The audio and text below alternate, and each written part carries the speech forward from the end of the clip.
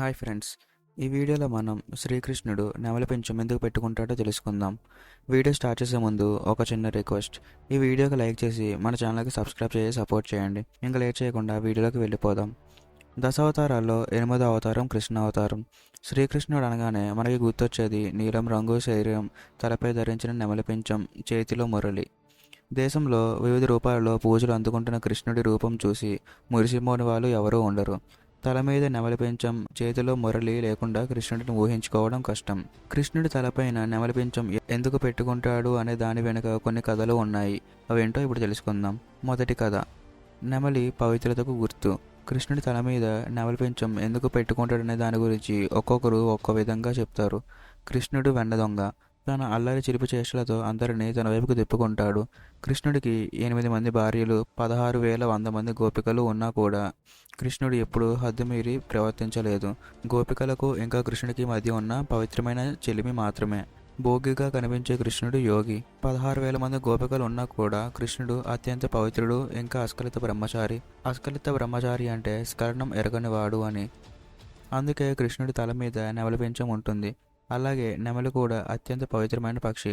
మగ నెమలితో కలవకుండానే మగ నెమలి అన్నిటి బిందువు ఆడ నెమలి తాగి పిల్లల్ని కంటుంది.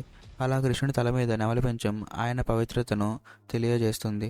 నెమలి పింఛం పెట్టుకోవడానికి గల కారణాల వెనుక ఇంకో కథ కూడా చెప్తారు.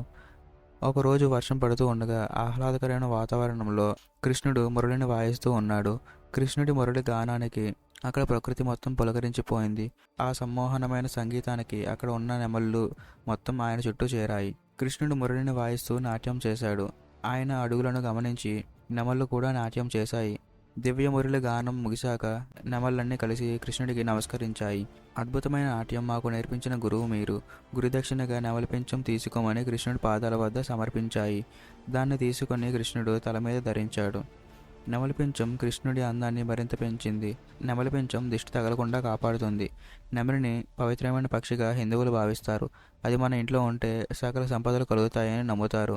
నెమళ్ళు వర్షం పడినప్పుడు చల్లని వాతావరణానికి పులకరించి పురివిప్పి నాట్యం ఆడతాయి. ఇంకో కథ ఏంటంటే, శ్రీకృష్ణుడికి కాలసర్ప యోగం ఉంది. నెమలి పాము మధ్య శత్రుత్వం ఉంది.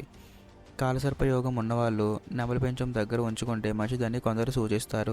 దోష ప్రభావం తగ్గించడం కోసం ఈ నెమలి పింఛం ఆయన దగ్గర ఉంటుందని మరికొందరు నమ్ముతారు.